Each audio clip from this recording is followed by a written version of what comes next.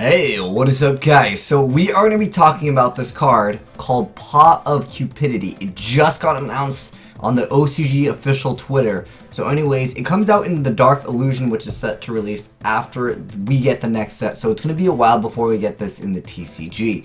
But nonetheless, it's good to be prepared to see one of the most powerful draw power cards, aka Pot of Greed, still kind of, seeing its face back and back time and time again. But anyways, let's go ahead and check out the effect and let's talk a little bit about it, because some people are like, wow, this card is so broken. Some other people saying the card sucks. There's no one that really thinks it's in between. But anyways, let's go and check out the effect. So it's banish 10 cards from the top of your deck face down, draw 2 cards. You can only activate one of them per turn. No restriction on the special summoning, no life point cost.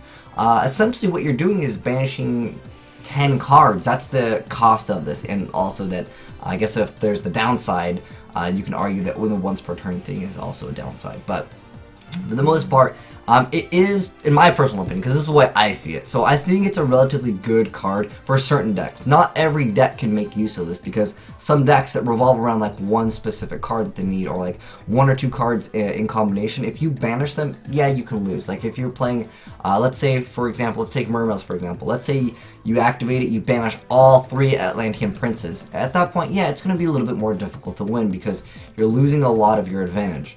Now, we also have another crazy draw power card coming out in the game called Card of Demise, which lets you draw until you have 3 cards. It's inherent +2, but there is some downsides. But if you're playing, most of the decks that use this are going to be FTK kind of decks. Anyways, so the downside doesn't really exist. And on top of that, Monarchs are going to abuse this card super hard. And that is if Monarchs don't get touched. Obviously, Monarch Ftk, it did win the YCS Giant Prize card. If you guys want that deck profile, I'll link it down below in the description box. But there's going to be a lot of crazy FTKs, I think, coming out with Pot of Cupidity as well as Card of Demise. Now, reading on some of the comments, some players have been saying, oh, well, I'll just run a 50 to 60 card deck. Well, you're kind of being counterproductive in one sense when you're doing that, because obviously you want a deck that is as hard as possible and you want the highest chance to draw Pot of Cupidity. But there's so many great cards in this game right now, which I think that you could probably get away with 50 or 60 cards. There was a deck that actually topped playing 50s, and there's actually people that have top playing max amount of cards. So it all really depends on what your deck is and also what your win condition is. Obviously, if you're playing some type of FTK, then you probably can use this card better than other decks. But like I mentioned before, you can completely destroy some of your cards. If you're playing a Pendulum deck, you lose that Monkey Board and Joker. That's pretty huge. But again, you're still able to draw 2 cards, so that mitigation can almost take into fact of the downsides are not that heavy, essentially. The upsides of this can be very good, because some people were like, well, I'm just gonna deck out. Okay, majority, if you guys play competitive Yu-Gi-Oh, majority of games right now are determined within a few turns. You don't ever go and deck yourself out. You usually have 20 plus cards on average when a game ends, especially nowadays. Even if you're drawing and you're searching a lot, most games, if you play them correctly in Yu-Gi-Oh now, they shouldn't last that long, just because of the way that the game is orienting itself around. Now, just because you're using this in meta deck doesn't mean you can try. Doesn't mean you can't try it in other things. You can definitely make use of an older card called Necroface and the Gren Maju Daiza. So this card over here, really simple effect. It's so this card gains attack and defense equal to the number of your removed from play cards times 400. So if you activate Pot of Cupidity and you normal summon this, this is a normal summon 4,000 monster. That's right, 4,000 normal summon. That's pretty hefty, and I think that can definitely be used. And then with Necroface, when it's normal summon, you get to shuffle all of the removed from play cards into their owner's deck. So that way, all the cards that you're going minus with, technically you're putting them back, and then Necroface can gain 100 attack for each of those cards.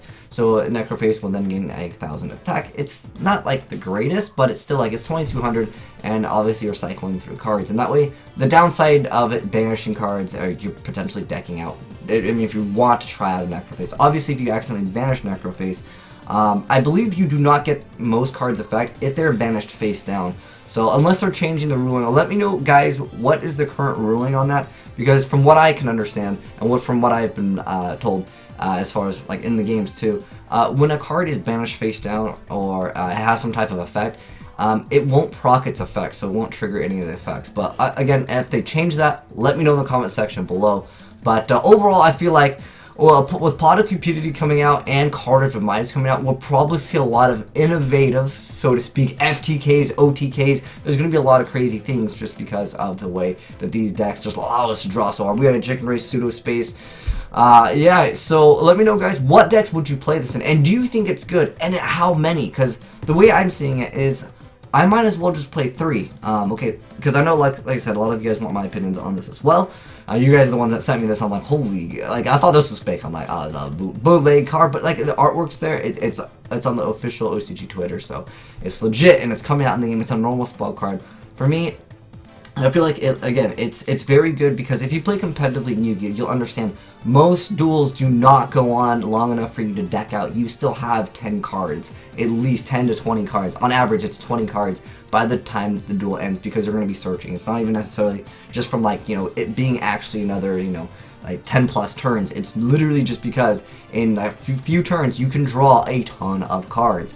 So I'm thinking some decks might just play one of these, some will actually play double. Triple can get a little bit, you know, risky there, but I think it definitely could still be possible. I mean, we're at the state where we're playing like upstarts in decks that are FTK decks just because you need that consistency to be able to keep up with the speed of the game.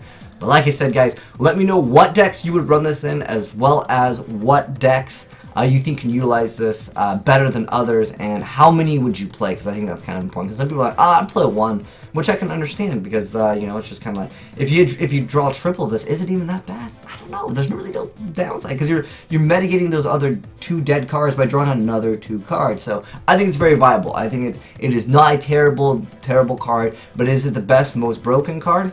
I don't know. I think it's pretty good. Like, is it broken or is it bad? I think it's. I want to say it's kind of somewhere in between, and it all depends on what deck you're playing. But that's my thoughts on it. Let me know your thoughts in the comment section below. Thanks for watching. Make sure you guys give that like button a... where are the anime titties at? Oh, they're behind me. Oh, we gotta get the anime titties. Oh, give that like button a titty slap. And we are good capless. But anyways, thanks for watching, guys. It's been your boy Will Smith, signing out.